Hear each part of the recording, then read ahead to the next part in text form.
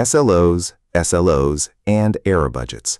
This is how a team turns the words reliable enough into a number it can actually act on. Here is an argument that happens in every team. One person says, "Ship it, the change is ready." Another says, "No, the system is not stable enough right now." Both of them are sure. Neither of them has a number. So the loudest voice wins, or the most senior one does. A week later, the same argument happens again about a different change, and nothing was learned, because nothing was measured. The problem is not that two people disagree. The problem is that the word reliable does not mean anything yet. It is a feeling, and you cannot plan a release around a feeling. So let me name this subject clearly. This is reliability engineering, and this video is about the part of it that is arithmetic. It covers three things. First, what exactly you measure and where you measure it. Second, what target you put on that measurement and over what period of time. Third, what that target buys you, because a target you are allowed to miss a little is also a permission slip to take risks. Now, what this is not. It is not about monitoring tools. It is not about making a dashboard look nice. It is not about tuning your slowest requests either. It bites anywhere a team has to decide, this week, whether to ship or to slow down. Before any definitions, one picture. Imagine two glass jugs standing on a shelf. The first one is locked. A chain and a padlock hold the lid shut. Not one drop is allowed to leave it. That sounds like the safest rule you could write. But look at what it costs you. Nobody may open it. Nobody may fit a new tap, or clean it, or repair the crack near the base. Perfect means frozen. Now the second jug. It has measuring marks ruled up the side, a small tap at the bottom, and a chalk slate leaning against it. You are allowed to let out this much this month. You can see how much has already gone, and you can decide today to slow down or to keep pouring. That second jug is an error budget. Now, the system we are going to measure, it is a checkout service, and it is 4 real pieces. A browser sends requests and waits for answers. In front of everything sits one Nginx server. That is the edge, the first machine any request touches. Behind it are 3 application servers, each one a Python fast API process. Behind those is one Postgres database. And there is a 4th piece most people forget, the request log. Every request that arrives at the edge appends one line to it, the time, the path, the status code, and how long it took. That log is not a nice-to-have. It is the only place the number we are about to compute can come from. It has a measurement, the SLI, the service level indicator. It is simply the measured number, nothing more than that. Here is the whole idea in 8 lines of Python. You take the request records, you decide what counts as a good one. Then you divide the good ones by the total. That ratio is your SLI. Now look closely at the definition of good on this line. A request is good if the status code is below 500, and it came back in 300 milliseconds or less. Speed is part of the definition.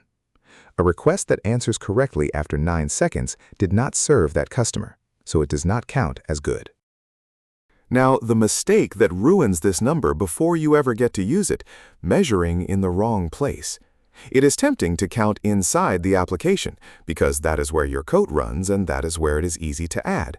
But think about what the application is able to see. It can only count the requests that actually reached it. Take 100,000 requests. The application reports 99.95% good out of the ones it saw, and everybody in the room relaxes. But 8,000 of those requests never got that far. The edge had no healthy application server to send them to. Counted honestly at the edge, the real number is 91.95%. Your customers were living in the second number the whole time. 3 words get mixed up constantly here, so let us separate them once and cleanly. The SLI is the measured number. That is the thing we just computed. The SLO, the service level objective, is the target you set for that number. It is internal. You choose it, and you can change it.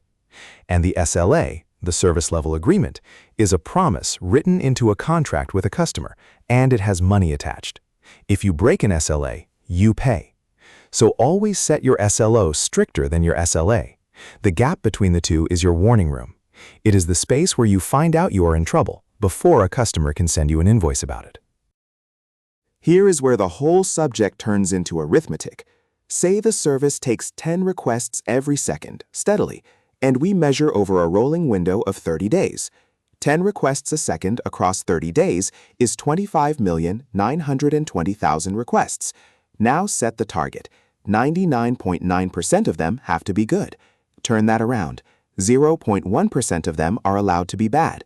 0.1% of 25,920,000 is 25,920 requests. That is your error budget. It is not a failure. It is an allowance, and it is yours to spend. You can read the same target as time instead.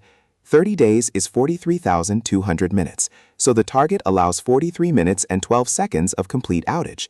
And say that window out loud, because it changes the answer. The common recommendation is actually 4 weeks, not 30 days. On 28 days, the very same target allows 40.3 minutes instead. Let us actually spend some of it, so the number stops being abstract. On a Tuesday, you push a release and it is broken. For 3 minutes, every single request fails.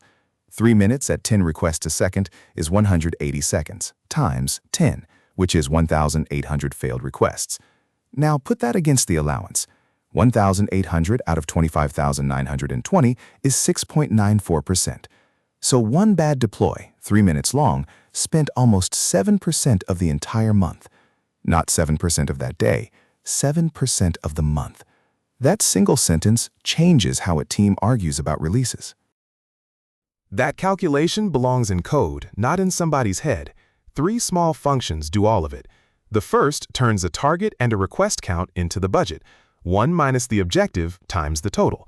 The second counts what you have already spent, which is just the bad requests inside the window. And the third returns what is left, as a fraction between 0 and 1. That last number, remaining, is the one you put on a wall where the whole team can see it. Everything else in this video is built on top of it. And here is the trap that catches careful teams. You look at yesterday. Yesterday was 99.5%. That is only 0.4 below your target, so it feels close. It is not close at all.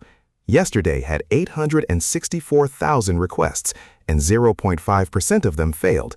That is 4,320 bad requests. Against a monthly allowance of 25,920, that one day ate 16.67% of the month. One day, 1/6 of the budget gone.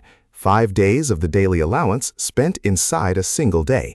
The daily number looked almost fine because it was being compared to the wrong thing. Compare to the budget, never to the target. Which brings us to the most useful number in this entire subject, the burn rate. It is one line of arithmetic. Take the fraction of requests that are bad right now and divide it by the fraction you are allowed to have. If you are sitting exactly on your target, the burn rate is 1. A burn rate of 1 means you finish the budget at the exact moment the window ends. You spend all of it, and you run out of nothing early.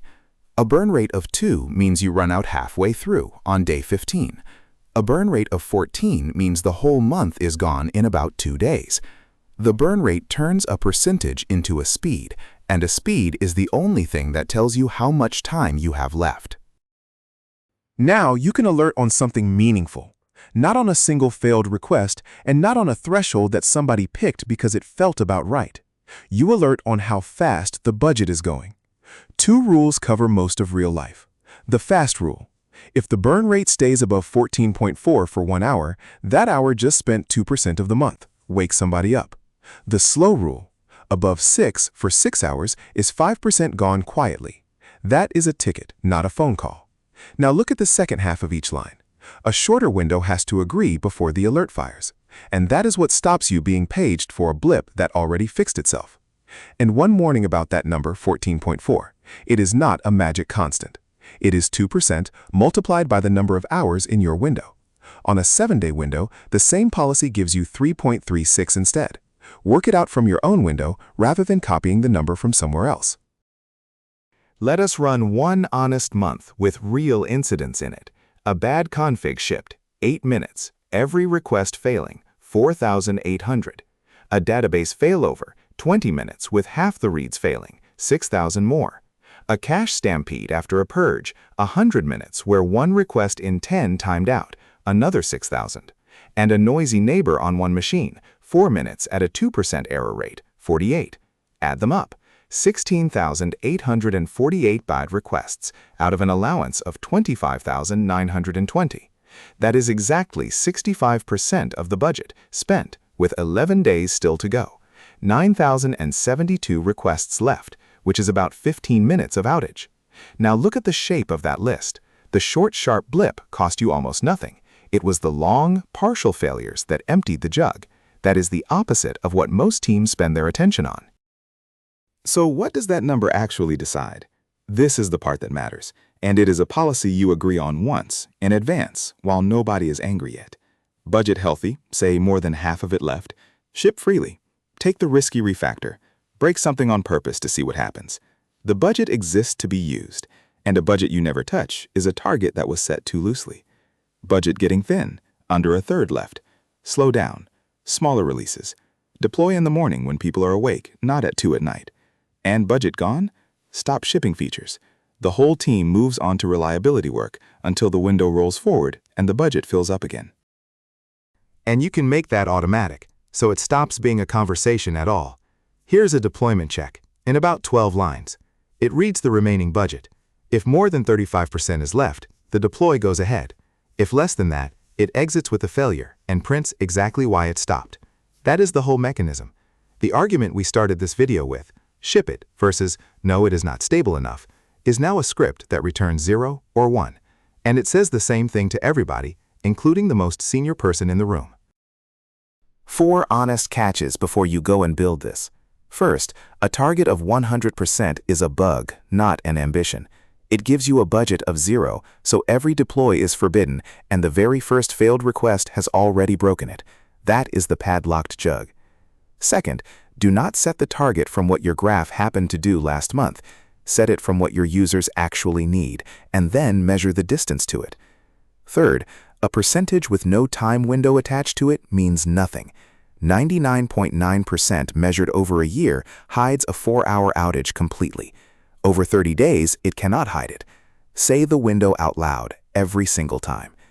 Fourth, and this is the one that kills the whole idea in practice, an error budget only works if the freeze is real. If leadership overrules the freeze, you do not have an error budget. You have a chart. So here's the whole thing in 4 lines. The SLI is the number you measure, and you measure it at the edge, where the customer is standing. The SLO is the target you set on that number, and it always comes with a window attached. The error budget is what falls out of the target, 100 minus the target, and it is an allowance you are meant to spend, not a failure you are meant to avoid. And the burn rate is how fast you are spending it, which makes it the only one of the 4 that tells you how much time you have left. Reliable enough stopped being an opinion about 4 minutes ago. If that joined a few things up for you, hit like and subscribe so the next one finds you.